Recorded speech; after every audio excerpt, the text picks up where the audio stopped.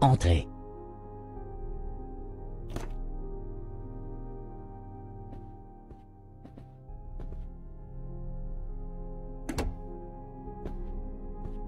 Peter, Lumumba a été mis aux arrêts. Il est actuellement en résidence surveillée. Le jeune Joseph Mobutu a fait exactement ce qu'on lui avait demandé et il l'a bien fait. Parfait, parfait. Ce type était une vraie menace pour nos intérêts. Depuis qu'il a voulu s'allier avec les communistes, les Américains ont décidé qu'il devait être éliminé. Mais comment veux-tu qu'on l'élimine alors qu'il est protégé par les troupes de l'ONU? Les gars de la CIA m'ont dit d'attendre, ils vont prendre contact avec nous quand il faudra. Tout ce que je sais, c'est qu'ils veulent installer Mobutu au pouvoir.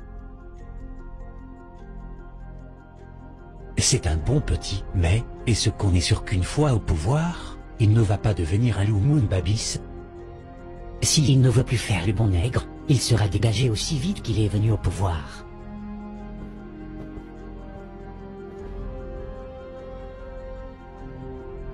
Dans tous les cas, faut régler ça le plus vite possible. Léopoldville est une bombe à retardement en ce moment. À partir du moment où à Bruxelles ils veulent l'élimination définitive de Patrice, ça veut dire que c'est qu'une question de temps. Nous tout ce qu'on attend, c'est l'appui des services secrets américains, et ensuite, on agira.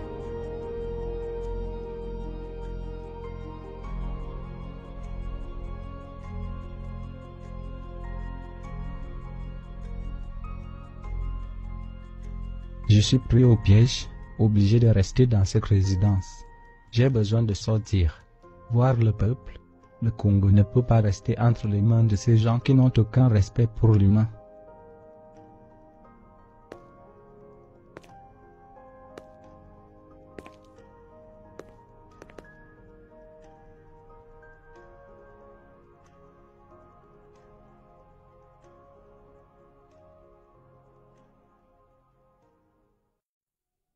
Merci de nous recevoir, Joseph.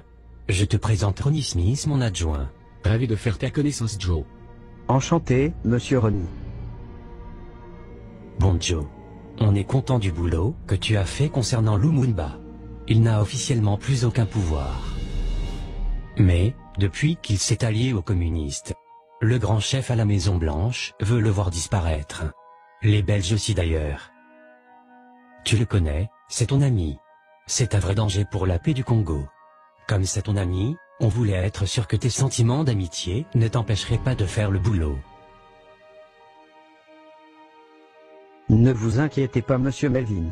Je suis avec vous sur le coup. Oui, je suis persuadé que tu ne nous décevras pas, Joe.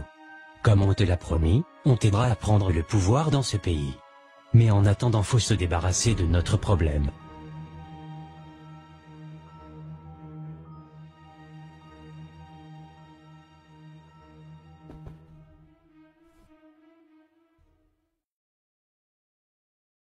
Ils sont prêts à tout pour se débarrasser de moi, même à retourner un ami et ancien partisan contre moi.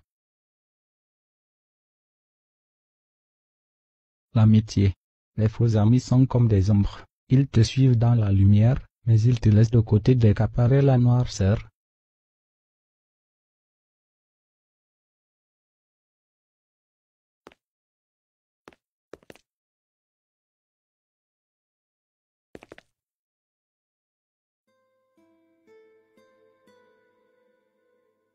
Bonjour Franck. Bonjour Monsieur le Président. Comment allez-vous? Ça va. À part mon mal de dos qui me les brise par moments. Mais bon, pour un vieux loup de 70 balais, je me porte bien. En fait, comment va votre épouse? Elle va très bien Monsieur le Président. Elle se remet petit à petit de sa grossesse. Content de l'entendre. Donc, vous vouliez me parler de notre petit problème au Congo, c'est ça? Oui monsieur. Le fouteur de troubles nommé Lumumba a été neutralisé, il a été mis en résidence surveillée. Eh bien c'est parfait. Où est le problème? Le problème est qu'il est toujours en vie. C'est un grand orateur, capable de rassembler des foules autour de lui. Et le pire dans tout ça, c'est qu'il est allié avec les soviétiques. Franck, comme je vous l'ai déjà dit, vous avez carte blanche. Tout doit être fait pour préserver nos intérêts en Afrique. On ne doit pas laisser les communistes avoir de l'influence dans cette région du monde, C'est une question de sécurité nationale. Entendu, Monsieur le Président. Faites le boulot proprement, personne ne doit soupçonner qu'on est mêlé à ça. Tout de façon. Vous connaissez votre boulot parfaitement, Franck, je ne vais rien vous apprendre. D'accord, Monsieur le Président, dans ce domaine vous avez rien à craindre. Les Belges feront la grande majorité du boulot.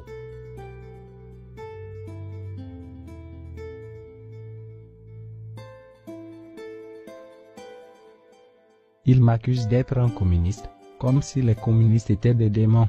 Je ne suis pas communiste mais nationaliste. Et c'est l'impérialisme occidental non communiste et donneur de leçons qui nous oppresse depuis tant d'années. Mon immense souhait pour le futur est que les prochaines générations d'Africains comprennent que la colonisation va être remplacée par une autre forme de colonialisme encore plus machiavélique.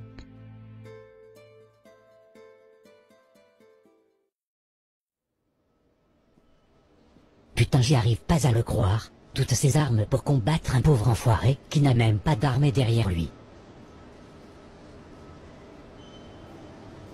Tu le fais exprès ou bien t'es trop con pour comprendre? Il n'a pas d'armée, mais il a sa bouche et son pouvoir de persuasion. En très peu de temps, ce négro est capable de rassembler une armée autour de lui. Une armée de sauvages, oui. Et Jack, juste une question. Oui, c'est quoi? Comment un mec aussi con que toi a fait pour rentrer dans l'agence? Va te faire foutre. Bon, j'ai une question intelligente. Qu'est-ce qui prouve que ce Mobutu ne retournera pas les armes et le matériel qu'on lui fournit contre nous? Il n'est pas aussi bête que tu le crois, il sait que s'il fait ça, il n'aura aucune chance contre nous.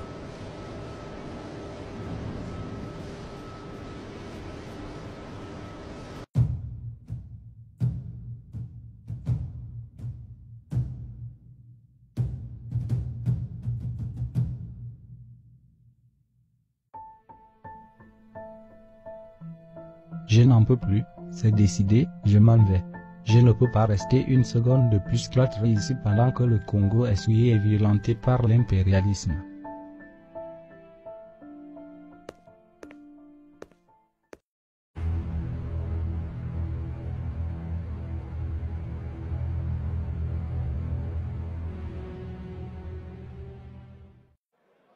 Je suis sûr que ces connards de militaires de l'ONU sont complices. Comment l'homme le plus connu au Congo en ce moment peut sortir de chez lui sans être vu? Je ne sais pas, moi-même je me pose des questions, mais on va aider les troupes de Mobutu à le rechercher, on a les matériels qu'il faut. Tel qu'on le connaît, Satan va probablement aller dans la province du Kasaï où il a des soutiens. Une fois qu'on l'aura attrapé, vu que c'est qu'une question de temps. Que ce que vous allez faire de lui. Je vous préviens déjà, Peter, on ne va pas se salir les mains. On a déjà des problèmes à régler en Asie, on ne peut pas se permettre d'être mêlé à l'assassinat d'un ex-premier ministre. Vous me faites rire, vous les Yankees. Vous êtes déjà complices. J'ai entendu que vous vouliez empoisonner son dentifrice. Eh bien, fallait le faire, ça nous aurait évité bien des problèmes. Stop le blabla inutile, Peter. On va vous le livrer.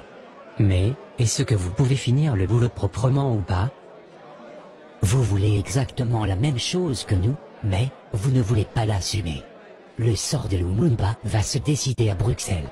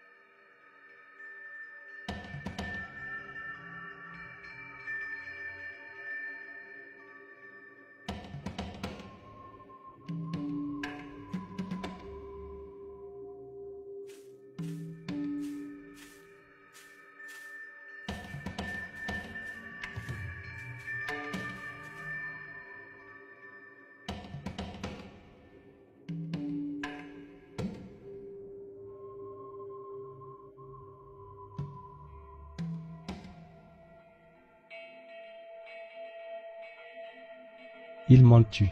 Leur but est de me faire disparaître, mais je ne courberai jamais l'échine. J'ai toujours gardé la tête haute. Et elle restera haute. Jusqu'à mon dernier souffle.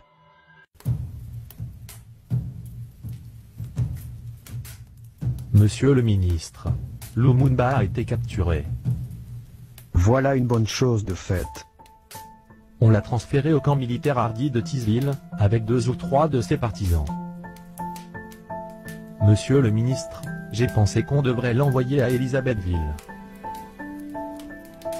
Elisabethville, il va se faire massacrer par Tshombe et ses hommes. Avouez que ça nous arrangerait que ce scénario se produise. Oui, ça nous arrangerait beaucoup même.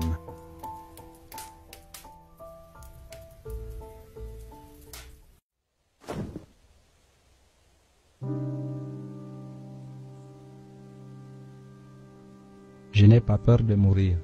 Le plus important, c'est le souvenir qu'on laisse sur terre, la fierté comme héritage qu'on laisse à ses proches et sympathisants. Je pense avoir combattu pour la bonne cause du Congo, c'est pour ça que mes ennemis veulent m'éliminer.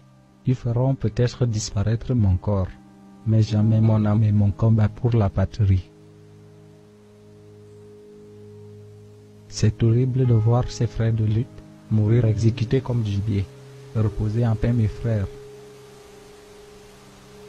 Donc c'est cet homme qui va me prendre la vie. Il a peur, je le vois dans son regard. Il n'a pas l'habitude de voir un nègre mourir la tête haute. Non, je ne baisserai jamais les yeux. Tu ne verras jamais la peur en moi.